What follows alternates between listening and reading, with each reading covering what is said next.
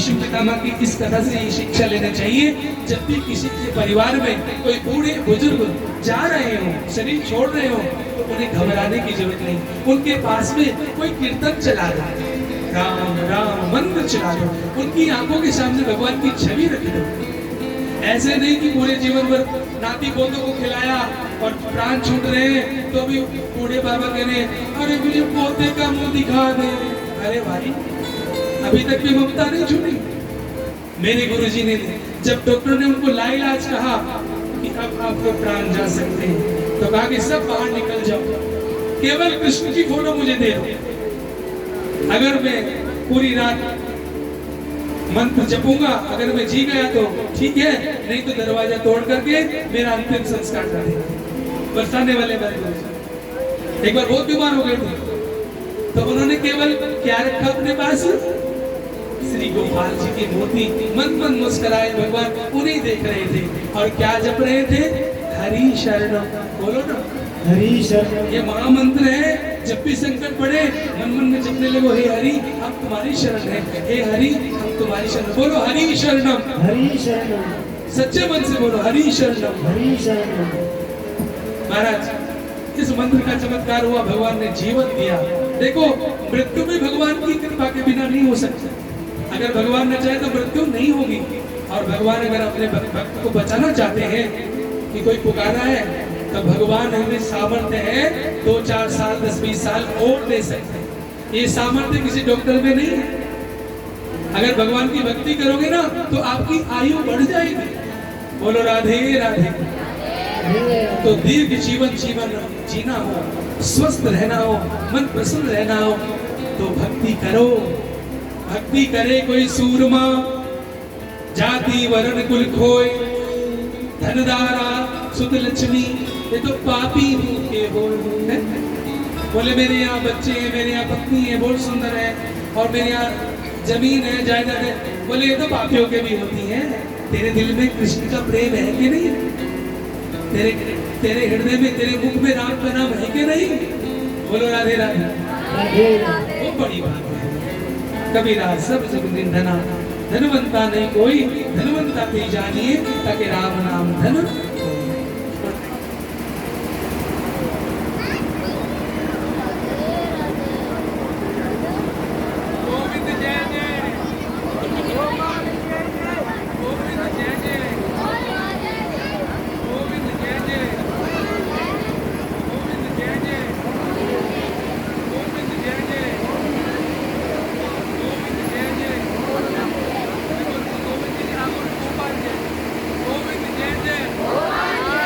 गोविंद जय जय, गोपाल जय जय, बोलो गोविंद भगवान की जय हो।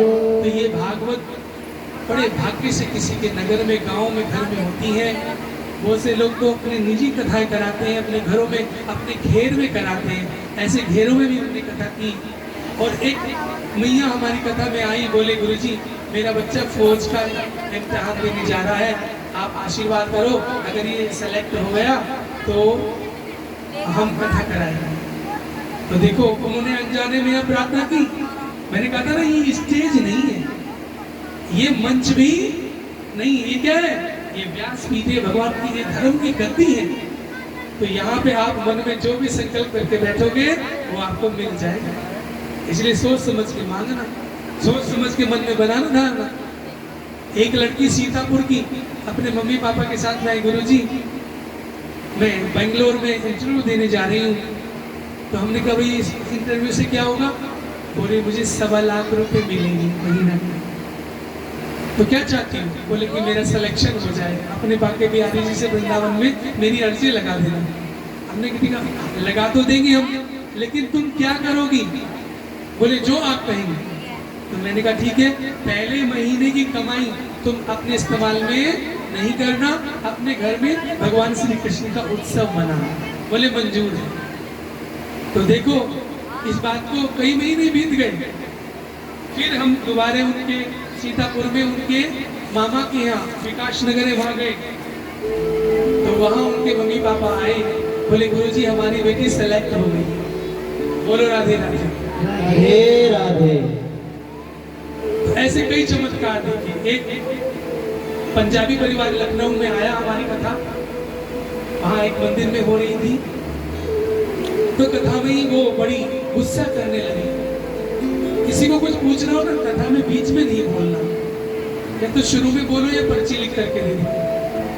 वो बीच में खड़ी हो गई और बड़बड़ करने लगी। बोले आप बड़ी महिमा गा रहे हो, कथा में शक्ति है आपके, हमारे यहाँ 6 साल हो गए बच्चे की शादी को और हमने कोई द्वार नहीं छोड़ा, हमने कोई डॉक्टर नहीं छोड़ा, हमने कोई ज्योतिष नहीं छोड़ा, हमारा लाखों रुपए पानी की तरह खर्च हो गया, तुम इतनी महिमा गा रहे हो, क्या आपकी भागवत में शक्ति है कि हमारे यहाँ कुल दीपक हो जाए? हम भी भाव में तार जोड़ करके बैठे थे। उस दिन श्री कृष्ण जन्म था, जैसे यहाँ पे कृष्ण जन्म कथा में चौथे दिन होता है, तो आज कथा का कौन सा दिन है? दूसरा, कल तीसरा, तो परसों कौन आएंगे कथा में? बोलो बोलो, किसका जन्म होगा? तो एक तो जन्माष्टमी मना ली, एक कथा में मनाना हमारे साथ। कौन कौन मनाएंगे? मनाओगे ना उसी भाव से? बोलो नंद के लाला की जय। उस दिन आप लोग पीले वस्त्र धारण करें, कोशिश कीजिएगा, और इस पंडाल को दुल्हन की तरह सजाएं, बंधनवार लगाएं, हैं? फिर से कथा में श्री कृष्ण जन्म का, तो उस दिन कुछ माताएं खिलौने भी बंटवा सकती हैं, कुछ माताएं टॉफी चॉकलेट लाए तो अच्छा है, नहीं तो टॉफी की आदत हम छुड़वा रहे हैं, टॉफी ना ला करके कुछ फल ले आए, ताकि यहाँ से जब हम लोग फेंकेंगे ना नंद घर आनंद भयो, तो आप लोगों के हाथों में बच्चों के फल मिलेंगे। बच्चों को टॉफी ना दे, चॉकलेट तो बिल्कुल दे ही नहीं, इसकी जगह 10-20 रुपए के ड्राई फ्रूट ले सकते हैं। अपने बच्चों को किशमिश खिलाओ, अपने बच्चों को बादाम खिलाओ, अपने बच्चों को काजू खिलाओ, हैं? ताकि वो कहते हैं बचपन का खाया जवानी में काम आता है, और जवानी का खाया उस समय काम आता है जब लाठी की जरूरत पड़ती है। तो बात वही हम यहाँ करेंगे धर्म की गति से, जो आपके काम आ जाएगा, वो नहीं करेंगे। हम आपको ठगने के लिए नहीं आएंगे, हम आपको लूटने के लिए नहीं आएंगे। हमारे यहाँ संतों को वैसे ही बदनाम किया जाता है। अरे जो राम की भक्ति में लगे वो किसको लूटेगा? जिसने जान लिया कि इस दुनिया में मेरा एक दिन का भी नहीं है, वो किसको लूटेगा संत? तो आज अपने संतों को सम्मान करो, आप अपने संतों भक्तों को ब्राह्मणों को आदर दो। अगर आप हमें गले से नहीं लगाएंगे तो क्या दूसरे धर्म के लगाएंगे? उनकी आंखों में तो हम खार बन के चमकते हैं कि देखो देखो ये जगा रहे हैं, नहीं अब एक हो जाएंगे सारे के सारे, हम कच्चे रह जाएंगे, तो वो तो हमें पसंद नहीं करते। कम से कम आप तो हमारी लाज रख लो। बोलो राधे राधे। तो किसी के भी गांव में कथा हो, अखंड रामायण हो, सुंदरकांड हो, जागरण हो, शिवरात्रि का भंडारा हो, सब एक हो जाओ, हमारा भारत एक हो जाए। बोलो राधे राधे। जिसके परिवारों में खटपट हो रही हो, बात नहीं हो रही हो, इस कथा में अगर कुछ भी आपको अच्छा लगा हो, कल से ही हाथ मिला लो। चलो भाई, जो हुआ सब हुआ, अब अगला जीवन प्रेम से, साथी साथी, सहेली सहेली, मित्र मित्र। बोलो राधे राधे। करो प्रयास, पहले तुम झुक जाओ, सामने वाला खुद झुक जाएगा। भगवान विष्णु पिता ने एक अटपटी बात कह दी, कन्हैया मैं अपनी बेटी के लिए एक दूल्हा ढूंढ रहा हूं। सारी सभा चौंक गई, ये तो आजन्म ब्रह्मचारी, इनकी तो शादी नहीं, बेटी कहां से आ गई? सभा हंस भी नहीं थी। तो युधिष्ठिर जी कहने, कौन हंस रहा है? विष्णु पितामह ऐसी अनर्गल बात नहीं करते, इनकी बात में कोई ना कोई रहस्य है। पितामह बताइए ना, आपकी बेटी कौन है? बोले मेरी बेटी। अरे ये बुद्धि को मैंने बेटी बना लिया आपने। बोले आपकी बुद्धि में क्या गुण है? बोले मेरी बुद्धि दर दर नहीं भटकती, जो एक दर का रहता है ना वही धर्मात्मा होता है। मेरी बुद्धि श्री कृष्णचंद्र के चरणों में लगी हुई है, मेरी बुद्धि सदगुरु के चरणों में, उनकी सीख में, उनकी आज्ञा में लगी है। इसलिए मैंने इस बुद्धि को बेटी बना लिया। और इस बुद्धि को, बुद्धि का दूल्हा ढूंढना माने अपने मन बुद्धि को भगवान ने सौंप दिया। अब सौंप दिया है जीवन का सब भार आपके हाथों में, अब जीत आपके हाथों में, प्रभु हार आपके हाथों में। तो हे गोविंद, आप मेरी बुद्धि को स्वीकार कर लो, क्योंकि मैं अपने प्राण छोड़ूंगा। कहीं ऐसा ना हो मरते मरते मेरी आत्मा भटक जाए, कहीं मैं पशु की योनि में न चला जाऊं। इसलिए माता बहनों भाई बंधु ये बात सीख लो, एक दिन सब जाएंगे यहाँ से।